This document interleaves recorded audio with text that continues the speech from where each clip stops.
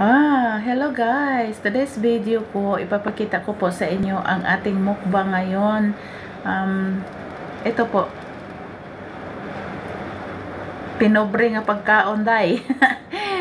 Mais, kaning mais at saka piniritong isda. San ka pa? Ito po. Pritong isda po yan.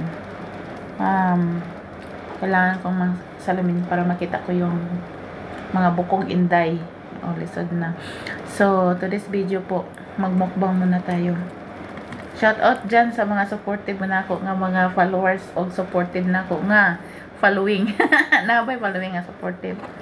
But anyway, kain po tayo. Kain. Bago po ang lahat, pray muna.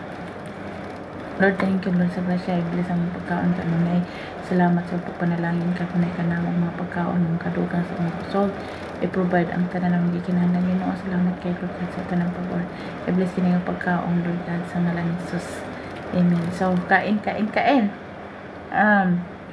Ang mga pobre rin makarelate ani. No? Pagkain mais. Actually, yung nakaraang araw, kahapon ba yun, nagmukbang ako sa inyo ng nang karaang araw pala, ng mais na ng dagko kayo. Since dagko man kayo siya mga darling, ginawan ko ng paraan para liliit ang kuan, among gibuhat, among gigrind. Lagay namin sa grinder dai. Ganon. Diba? Sarap.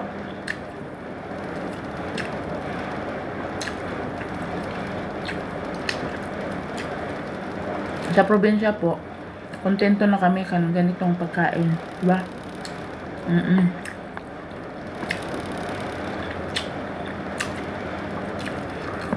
Kontento na po tayo. Tapos, kamay. Tapos, toyo na may po, sausawan natin. Hindi po makita.